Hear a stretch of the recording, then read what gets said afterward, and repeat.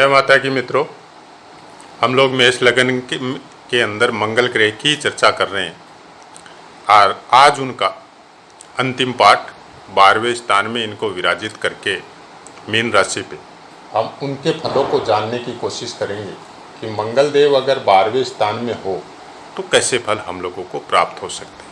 पहले बात तो 12वें स्थान से हम लोग क्या क्या चीज़ें देखते हैं, खासकर खर्चा है। एकदम स्मॉल शब्दों में अगर हम लोग समझे इस चीज़ को, थोड़े से शब्दों में, तो 12वें स्थान मतलब 12वां स्थान संपूर्ण भोगों का, लगन का व्यय है। व्यय इनकम का है, व्यय शरीर का है, व्यय परिवार का है, व्यय लाभ का है, व्यय कर्म क्षेत्र का है। हर चीज़ का खर्चा 12वां स्थान में। मतलब 12वें स्थान के विषय में आप अगर अच्छे शब्दों में समझे तो उसको इस तरह से भी समझ सकते हैं कि मोक्ष है। मतलब अब हम लोगों को जानना है, हम लोगों का कार्य इस धरती पे कंप्लीट हो गया। अब हम लोगों को इस धरती को छोड़ के, इस शरीर को छोड़ के या तो दूसरे शरीर में रूपांतरित होना है या अपने प्रभु के चरणों में अगर हम लोगों को स्थान मिल गया है तो वहाँ जाना है। 12वां स्थान हम लोगों की मुक्ति है। 12वां स्थान हम लोगों का,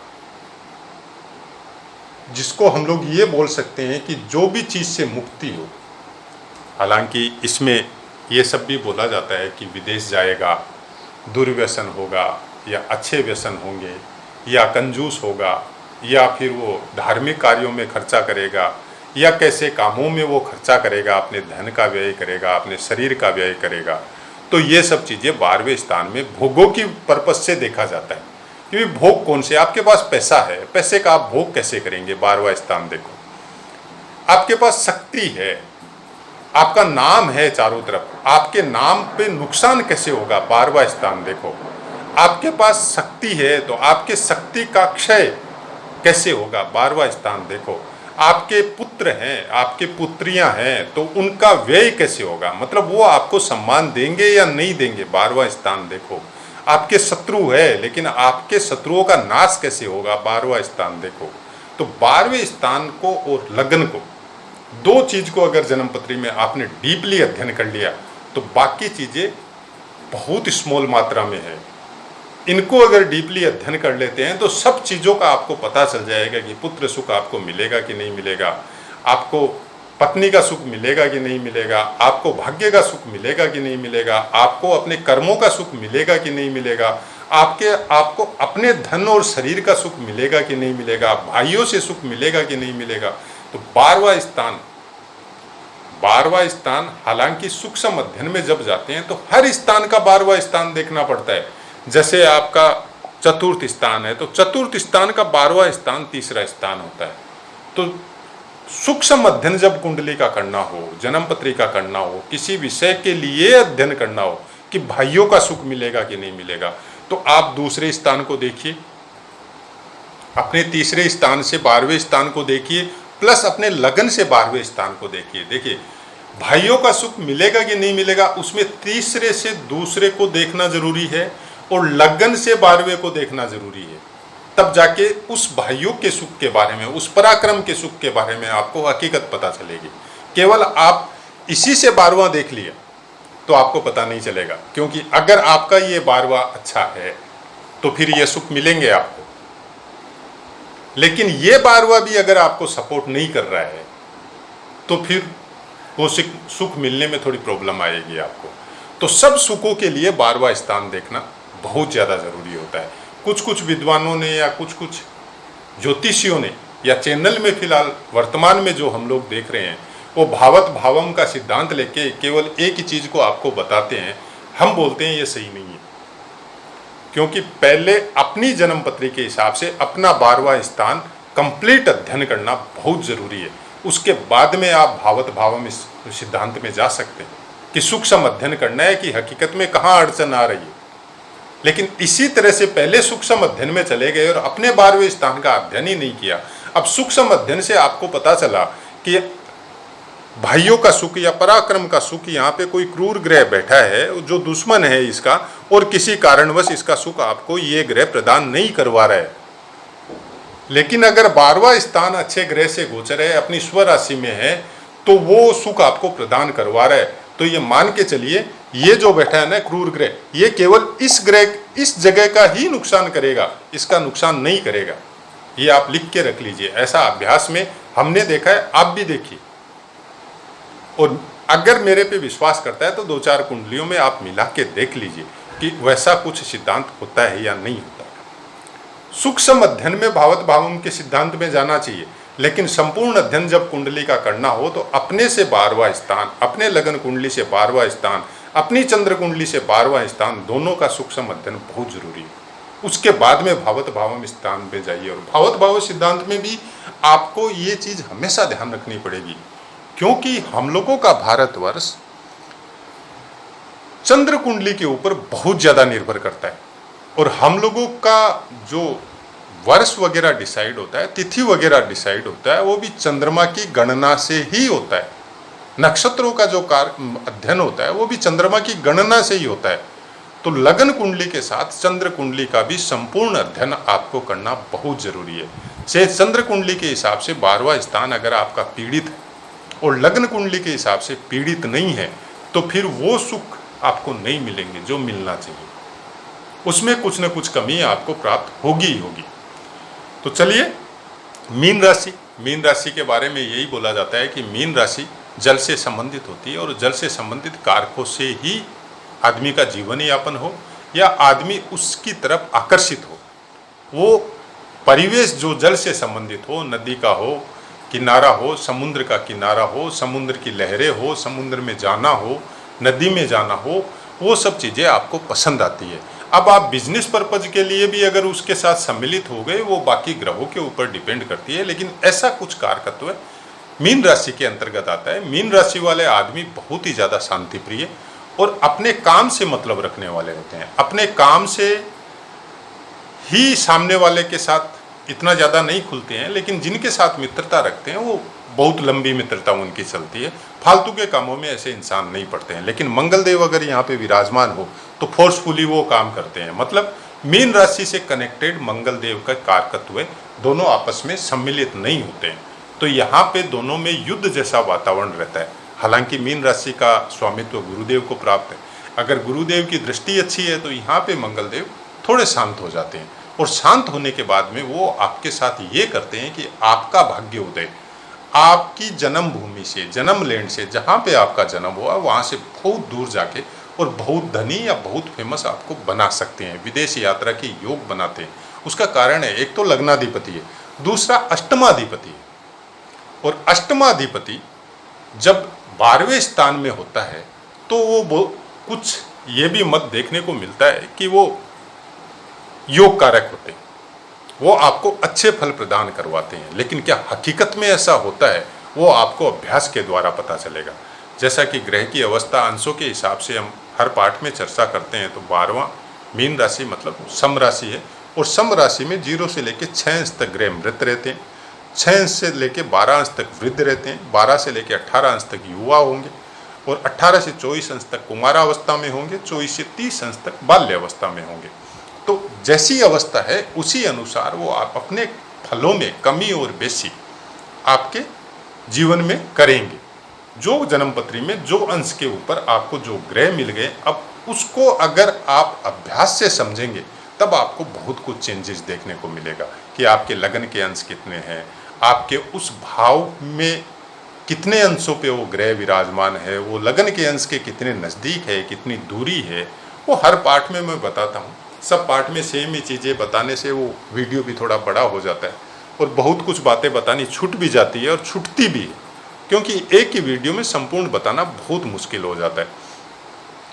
उसके आगे बढ़ते हैं। पूर्वा भाद्रपद का लास्ट चरण मीन राशि के अंतर्गत आता है। तो लास्ट चरण मतलब मंगलदेव अगर मीन राशि में 3.20 अंश पे हो तो वो पूर्वा भाद्रपद नक्षत्र के अंतर्गत आते हैं, और पूर्वा भाद्रपद नक्षत्र का स्वामित्व गुरुदेव को प्राप्त है। अब गुरुदेव का प्लेसमेंट अच्छा हो, गुरुदेव की अगर दृष्टि मंगलदेव पे हो तो यहाँ पे आपको बहुत अच्छे फल प्रदान करते हैं, और आपको कुछ ऐसे काम आपसे करवाने का कोशिश करते हैं जिस कामों की वजह से आप भाग्यशाली अपने आप को बोल सकते हो कि बहुत बड़ा भाग्य है इस आदमी का कि इस घर से निकल के वो बहुत दूर गए और बहुत बड़ा भाग्य उदय उनका हुआ, इंडस्ट्रियलिस्ट बन गए, या अपने कार्य क्षेत्र में इतना नाम किया कि चारों तरफ फेमस हो गए, धन की भी आवन हुई, आपके पास धनी भी हो गए, पैसे की भी कमी नहीं है, परिवार भी अच्छा है, हर चीज़ का मतलब आपको यहाँ पे फल गुरुदेव का प्लेसमेंट अच्छा हो, गुरुदेव की दृष्टि हो मंगल देव पे, तब आपको प्राप्त होती है। मंगल देव खुद वहाँ पे विराजमान होके आपके तीसरे स्थान को देखते हैं चतुर्दृष्टि से, तो तीसरे स्थान के फलों को वो बढ़ाते हैं, जैसे भाइयों का पराक्रम, खुद का पराक्रम, भाइयों का साथ, भाई बहनों का प्रभाव आपके जीवन में वो बहुत अच्छा करते हैं।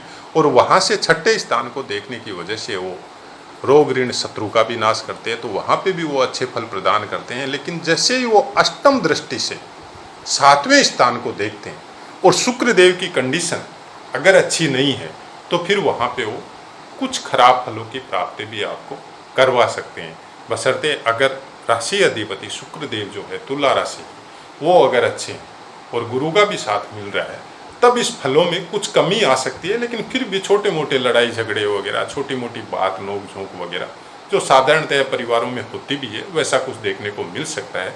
हालांकि ज्योतिष शास्त्र में 12वें स्थान के मंगल को अच्छा नहीं बोला जाता है, लेकिन कुछ चांस या कुछ अंश या कुछ नक्षत्रों का योग ऐसा होता है कि 12वें स्थान में भी मंगलदेव योग कारक होते हैं। उसके बाद में आगे बढ़ते हैं 3.20 डिग्री से लेकर 16.40 डिग्री तक अगर मंगलदेव मीन राशि में है तो फिर उत्तरा भाद्रपद नक्षत्र में आएंगे। अब यहाँ पे ये ध्यान देने वाली बात है कि उत्तरा भाद्रपद नक्षत्र का स्वामित्व शनिदेव को प्राप्त है। सबसे पहले तो आप अपनी कुंडली में ये देखिए कि शनिदेव कहाँ पे विराजमान है और कहाँ कहाँ उनकी दृष्टि जा रही है। उसके बाद में उत्तरा भाद्रपद नक्षत्र के बारे में अगर बात की जाए तो उत्तरा भाद्रपद नक्षत्र के कुछ कारकत्व जैसे दान हो, तपस्या हो, संन्यास हो, राज्य का पद हो, ये सब चीज़ें, ये सब कारक हम लोग मंगलदेव के साथ मिला सकते हैं, क्योंकि मंगलदेव का कुछ न कुछ प्रभाव इन कारकों पे भी होता है। क्यों होता है? हर जगह नहीं होता है, 12वें स्थान में होता है। उसका कारण है कि 12वां स्थान है व्यय का स्थान। जब आपके शरीर की ऊर्जा का व्यय हो गया तब आदमी धर्म ध्यान के प्रति आकर्षित होता है, और शनि देव का अगर साथ मिल जाए उस समय में तो आपको तपस्या के क्षेत्र में, ध्यान के क्षेत्र में, योगाभ्यास के क्षेत्र में या योगाध्ययन के क्षेत्र में आपको वो लेके जा सकता है। तो जीवन का अंतिम समय जिसको, जहाँ पे आप ये समझ ले कि अब मेरी पारिवारिक जिम्मेदारियाँ पूर्ण हो गई, जो अगर शनिदेव अच्छा प्लेसमेंट हो तो वो आपकी परिवार की संपूर्ण जिम्मेदारियाँ पूर्ण करवा के आपको वो ज्ञान भी प्राप्त करवा सकते हैं, जिसके द्वारा आपका जनरली जो बोला जाता है जो गृहस्थ में रह के संन्यास, परिवार में रह के अपने अंतरात्मा की उन्नति करना, वो चीज़ भी मंगलदेव यहाँ पे विराजमान उत्तरा भाद्रपद नक्षत्र में होने की वजह से कर सकते हैं। उसके बाद में आते हैं कि 16.40 डिग्री से लेकर 30 डिग्री तक अगर मीन राशि पे मंगलदेव है तो रेवती नक्षत्र में होंगे। अब रेवती नक्षत्र का स्वामित्व बुद्ध देव को प्राप्त है। अब यहाँ पे वो गंडमूल नक्षत्र में भी हो जाते हैं, तो जो खराब फल बोला जाता है वो इनकी वजह से बोला जाता है। और 12वें स्थान में अगर गंडमूल नक्षत्र में मंगलदेव आते हैं, वैसे गंडमूल नक्षत्र के बारे में डिटेल में मेरे 2-3 पार्ट पोस्ट किए हुए, आप उनको जाके सुन सकते हैं कि कहाँ पे वो चीज़ें ख़त्म हो जाती है और कहाँ पे एक्चुअल में गंडमूल नक्षत्र अप्लाई होता है। तो आपको सबसे पहले तो 12वां स्थान का जो कारक है शनि और कुछ हद तक राहु, उनको तो देखना ही है। उसके अलावा स्वामित्व बुद्ध देव को प्राप्त है, तो थोड़ा बहुत बुद्ध की भी आपको जानकारी रखनी पड़ेगी। बुद्ध देव आपकी कुंडली में कहाँ प्लेस है, कितने अंशों पे है, कैसे आपको फल दे रहे हैं, किसी के साथ युति है या नहीं है। उसके अलावा आपको ये चीज़ ध्यान रखनी पड़ेगी कि जो बुद्ध देव के कारकत्व है वो रेवती नक्षत्र के साथ सम्मिलित हो सकते हैं या नहीं हो सकते, क्योंकि जनरली रेवती नक्षत्र के साथ अगर हम लोग कारकत्वों की बात करें तो पानी से उत्पन्न होने वाले पदार्थों पे रेवती नक्षत्र का स्वामित्व रहता है। समुद्री यात्रा या नौका से संबंधित यात्राएं, यह सब चीज़ें आपके रेवती नक्षत्र के अधीन आती हैं। अगर यहाँ पे चंद्रमा जो समुद्र का कारक है, जल का कारक है, वो अगर अच्छी कंडीशन में, तो फिर आपको समुद्र से संबंधित बहुत लंबी लंबी यात्राएं या उससे संबंधित जहाज़ों का काम, व्यापार का काम, वो सब आपको यहाँ पे बैठ के मंगल देव बहुत अच्छे भी प्रदान कर सकता है और बहुत खराब भी प्रदान कर सकता है। वो बाकी ग्रहों की कुंडली के ऊपर निर्भर है, बाकी ग्रहों की युति या दृष्टि के ऊपर निर्भर है। लेकिन रेवती नक्षत्र में होने की वजह से आपको समुद्र से के संबंधित कामों से, समुद्र के संबंधित उत्पन्न होने वाले पदार्थ या जीवों से आपको एक विशेष आकर्षण हमेशा जीवन में रहेगा और वहाँ पे जाके आपको अपने आप को आप फ्री महसूस करेंगे, आपको अच्छा लगेगा, देखना अच्छा लगेगा, करना भी अच्छा लगेगा, उसके जल में विहार करना या बैठना भी आपको अच्छा लगेगा। ये हर नक्षत्र के कारकत्वों से संबंधित उस ग्रह के फलों के विषय में जब हम लोग जानना चाहते हैं ना सूक्ष्म माध्यम से, तब ये सब चीज़ों का पता चलता है कि अचानक किसी की बुद्धि निष्ठुर है और किसी की बुद्धि परोपकारी है, किसी की बुद्धि संवेदनशील है। वो सब क्यों है? वो सब का कारण है नक्षत्र। जन्मपत्री या जन्मपत्री का प्रेडिक्शन बिना नक्षत्रों के संपूर्ण अधूरा है, वो कभी मिलना बहुत मुश्किल है। इसलिए हम कहते हैं जब भी आप कोई भी जन्मपत्री देखो, नक्षत्रों का अध्ययन आपका पूर्ण होना बहुत जरूरी है। नक्षत्रों के माध्यम से जो आदिकाल में बताया जाता था ग्रहों का फल, उनका रास्ता नक्षत्री थे, उसको आज अगर हम लोग भूल चुके, उसका परिणाम भी यही मिल रहा है कि वो प्रिडिक्शन भी फलीभूत नहीं हो रही है। तो मेरी यही इच्छा है मित्रों, जब भी कुंडली का प्रिडिक्शन करो, सबसे पहले आपका अभ्यास बहुत अच्छा होना चाहिए। नक्षत्रों का अध्ययन और ग्रहों के कारकत्व और भावों के कारकत्व, इन सब का अध्ययन आपका बहुत सुपर होना चाहिए। राशि के विषय में अगर आप कम जानते हैं चलेगा, लेकिन ग्रह के कारकत्व और भाव के कारकत्व और नक्षत्र के कारकत्व का अध्ययन अगर आपका अच्छा है तो फलादेश के निकट आप बहुत जल्दी पहुंचेंगे। तो ठीक है मित्रों, अब अपनी वाणी को विराम देते हुए आप सबसे आज्ञा लेता हूँ। जय माता।